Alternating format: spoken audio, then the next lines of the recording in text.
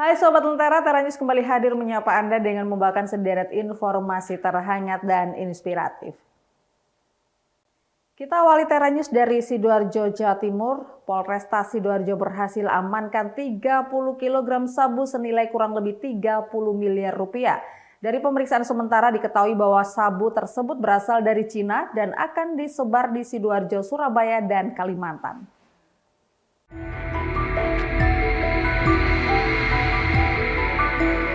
Inilah rekaman saat polisi mengamankan pelaku di eksit tol Sidoarjo beberapa waktu yang lalu.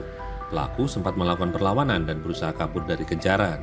Muhammad Iya, warga Sampang Madura, yang terpaksa diamankan petugas Polresta Sidoarjo, Jawa Timur karena kedapatan membawa sabu sebanyak 30 kg dalam peti kayu yang sedianya akan dikirim ke Pelabuhan Perak, Surabaya pada Senin siang 22 Juli lalu. Dari pemeriksaan sementara hingga Jumat sore ini diketahui bahwa pelaku ini sebelumnya berhasil melakukan pengiriman sabu sebanyak 60 kg yang didapat dari bandar besar berinisial E.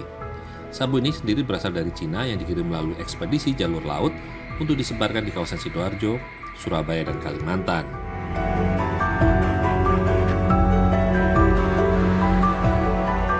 Dengan inisial APP dan S itu dilaksanakan pada tanggal 17 April 2024 di depan Ibu Madepar Sri Sukodono, Sidoarjo. Mereka berdua diketahui terhubung dengan jaringan narkoba yang sering mengirimkan sabu dari China ke Indonesia melalui jalur laut menggunakan jasa ekspedisi. Berdasarkan informasi dari pasangan suami istri tersebut, petugas Satgas Narkoba Polresta Sidoarjo melakukan penyelidikan lanjutan terhadap pengiriman sabu dalam jumlah yang besar dan yang rencananya masuk melalui jalur laut dan akan diletakkan di Surabaya, Sidoarjo, dan Kalimantan. Setelah melakukan uji selama kurang lebih 1 bulan, petugas kemudian mendapatkan informasi bahwa barang tersebut sedang bergerak menuju Sidoarjo.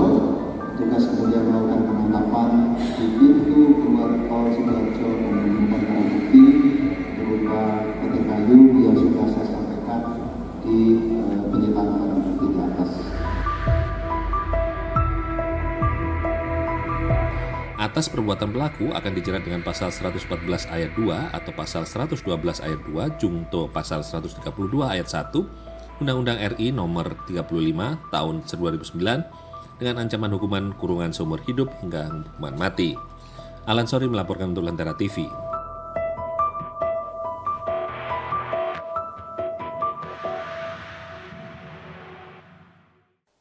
Sementara itu, petugas kantor Bea Cukai Juanda Sidoarjo, Jawa Timur memusnahkan berbagai jenis barang impor ilegal senilai 2,4 miliar rupiah. Seluruh barang tersebut dikategorikan ilegal karena tidak memenuhi ketentuan larangan barang impor.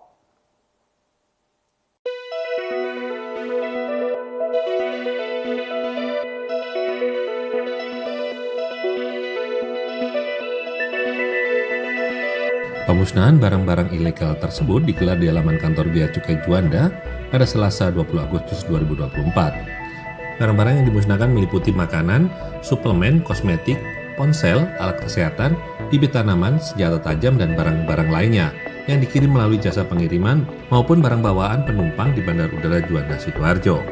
Perkiraan barang yang dimusnahkan senilai 2,4 miliar dengan estimasi potensi kerugian negara senilai 1,1 miliar.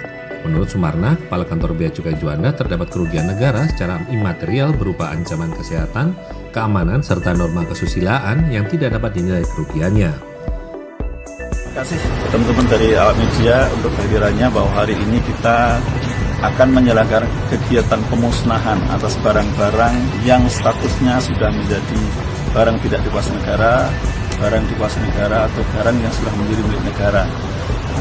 Sebanyak 773 hasil penindakan yang dilakukan oleh Pegawai Bea Cukai Juanda selama kurun waktu 1 semester dari bulan Januari sampai bulan Juni 2024 ini, ya. Jadi teman-teman bisa melihat berbagai jenis barang yang kita akan musnahkan, baik itu pemusnahan yang atas barang-barang yang melanggar ketentuan Badan POM, ya, ada makanan, suplemen, obat dan sebagainya kemudian barang-barang yang melanggar ketentuan Kementerian Perdagangan, ada handphone, ada barang-barang bekas lainnya, kemudian juga barang yang melanggar ketentuan karantina. Di sana ada biji kurma, kemudian tanaman-tanaman yang sudah berpotensi membawa bibit penyakit, ya, dan juga ketentuan lartas dari kementerian lainnya. Hari ini kita akan musnahkan. Sebagian kami lakukan di kantor ini, kantor Puji Juanda. Sebagian kami kerjasama dengan PT Han untuk pemusnahan barang-barang yang lainnya yang sejumlah kurang lebih 2 truk ini. Barang-barang ilegal tersebut dimusnahkan dengan cara dihancurkan maupun dibakar. Proses pemusnahan dilanjutkan di perusahaan pengolah limbah di Kabupaten Mojokerto. Alan Sori melaporkan untuk Lentera TV.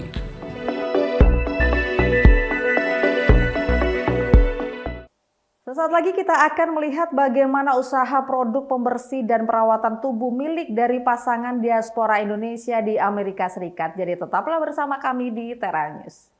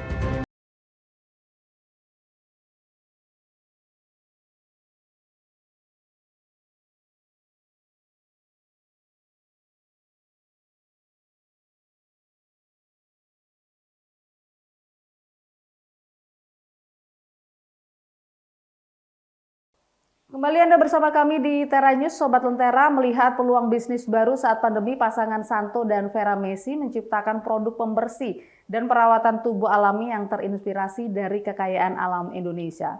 Senmi Soap kini kian diminati warga Amerika yang mencari produk kulit dari rambut tanpa atau seminim mungkin berbahan kimia. This is the only soap that I use. Number one, I have sensitive skin. And the oatmeal black soap is amazing.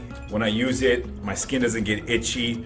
I also have 3 children that suffer from sensitive skin, so the products are pure, they're organic, they're natural, and they're made here. Saya punya beberapa customer tiap bulan itu spend $200 cuma beli sabun. Mereka lebih senang produk kayak natural begini daripada yang produk yang botolnya bagus, baunya harum gitu, bermerek. Saya nggak mau kemasannya bagus, nggak, saya biasa aja. Tapi yang saya jual itu sebenarnya benefitnya, khasiatnya. Itulah prinsip Santo Ferry Masi dalam meracik sabun dan produk perawatan tubuh untuk brand kreasinya Saint Miss Soap yang semua diproduksi di toko kecil di pinggiran Orlando, Florida ini. Waktu itu lagi COVID, tiba-tiba istri saya nelpon. Saya punya ide, bikin sabun gitu, karena waktu itu kita mau cari yang namanya hand sanitizer itu susah dan semua harganya naik, mahal, langka. Jadi saya do research dulu apa semua kelebihan kekurangannya, regulasinya apa semua. Berbekal pengetahuan dasar membuat sabun semasa sekolah di Indonesia, diaspora asal Manado ini otodidak belajar meracik sabun dari internet. Dengan modal awal $200, sekitar 3 juta rupiah untuk bahan, Santo menguji coba sekian banyak resep hingga berani mencetak produk akhir yang ia jual ke beberapa teman. Rumput laut merah, ya, rumput laut hijau, ada green tea, itu saya bikin jadi sabun semua. Ini ada kesempatan saya memperkenalkan Indonesia. Semua sabun saya itu menggunakan garam. Terus lidah buayanya saya pakai lidah buaya asli. Jadi kita mempunyai sistem itu pop up. Kita buka stand, ya kalau Indonesia bilang itu bazar. Kadang kita ada di dalam Disney atau ada di dalam Gatherland Park ya. Kita 6 bulan ke depan itu sudah ada jadwalnya. Selain sabun, lilin, spray tawas, dan lotion, bestseller lainnya adalah shampoo dan conditioner bar. Selain orang-orang senang karena ini lebih ramah lingkungan, mengeliminasi botol plastik, karena bahan-bahan yang digunakan itu cenderung lebih alami. Maksudnya kalau misalnya lebih banyak bahan kimia, lebih rentan untuk rambut rontok. Tapi karena ini bahannya bisa di-itemize pemirsa, cuman ada berapa nih? 10 bahan lah ya. Jadi katanya itu bisa membantu orang-orang yang sensitif dengan bahan kimia. I was dealing with alopecia where I was losing some of my hair, and they recommended to use the rosemary. Not only has helped my scalp, but my hair, the patches, have come back. So now my hair is growing. Produk Saint Mist Soap juga dipasarkan ke seluruh Amerika online, gratis ongkir tanpa jumlah minimum. Istri Santo, Vera, memanfaatkan keterampilan merajut dan hobinya prakarya, membuat boneka plushie dan miniatur kurcaci dari gabus bekas botol minuman anggur yang terbuang sia-sia di banyak restoran. Dari Altamonte Springs, Florida, Aryatna Budianto, Supriyono, dan Rio Tuasikal, VOA. Beralih ke informasi selanjutnya, 2 restoran Jepang sushi di Baltimore, kota terbesar di negara bagian Maryland, ternyata dimiliki oleh diaspora Indonesia. Nah, bagaimana kiat mereka dalam menjalankan bisnis boga di Amerika Serikat? Berikut liputan selengkapnya. Memang lokasinya bagus sih menurut saya. Dan kebetulan ketemulah suami saya, dia punya pengalaman yang pernah kerja di Japanese sushi restaurant. Itulah beberapa alasan mengapa diaspora Indonesia di Baltimore, Maryland menjalankan bisnis restoran Jepang. Linda Tan bersama suaminya Wawan mengambil alih Chio Sushi yang berlokasi di daerah bersejarah Mount Washington dari pemilik sebelumnya. Dengan mengutamakan kualitas serta pelayanan kepada pelanggan, pasangan ini mampu mempertahankan restoran sushi ini selama lebih dari 20 tahun. Primarily the food, and then also the hospitality of Linda and Wawa. Kualitas sushi yang ditawarkan juga menjadi andalan Nanami Cafe yang berlokasi di Fells Point, daerah pelabuhan bersejarah di Baltimore. Ini namanya Amberjack, tapi masih satu keluarga lah. Restoran sushi yang sudah berdiri sejak 2001 diambil alih Nicholas Santoso dan ibunya tahun 2017 yang sebelumnya adalah karyawan di Nanami Cafe. Jadi saya sendiri sebenarnya mulai itu tahun 2007 ya, baru lulus SMA dan saya dipanggil mama ya, kamu mau apa nggak ke sini gitu ya. Sebenarnya nggak ada kepikiran mau kerja di restoran bisnis sebenarnya. Sama sekali tak memiliki latar belakang di industri boga, minat Niko untuk bekerja di bisnis ini tumbuh setelah bekerja dan belajar di Nanami Cafe. Mulai di dapur dulu,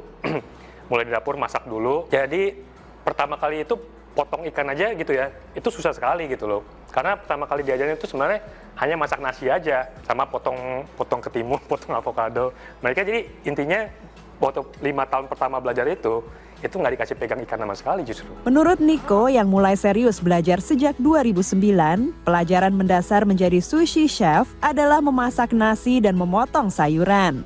Selain itu, memilih pemasok ikan mentah berkualitas juga menjadi kunci keberhasilan sebuah restoran sushi. Best seller di sini itu kita punya tuna ya sebenarnya. Bluefin tuna itu kita selalu pakai dari Spain sekarang. Menurut saya itu kualitasnya paling tinggi sekarang. Dengan berbagai kreasi sushi yang dibuat Niko serta resep saus buatan ibunya, yang bikin saus pun Mama in-house di sini. Nanami Cafe mampu mendatangkan sekitar 100 pelanggan per hari di akhir pekan yang membelanjakan antara $30 hingga $100 per orang. Saya sih suka kalau misalkan bikin makanan gitu ya, keluar ke customer, kita lihat customer-nya suka gitu ya, itu sesuatu kayak ada kebanggaan sendiri juga sih.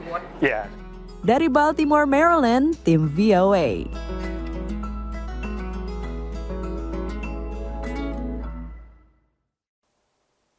Informasi tadi mengakhiri Tera News saat ini. Anda dapat saksikan kembali tayangan saat ini di YouTube channel kami Lentera TV Media dan website kami lentera.tv. Saya Catherine Ellison pamit undur diri. Terima kasih dan sampai jumpa.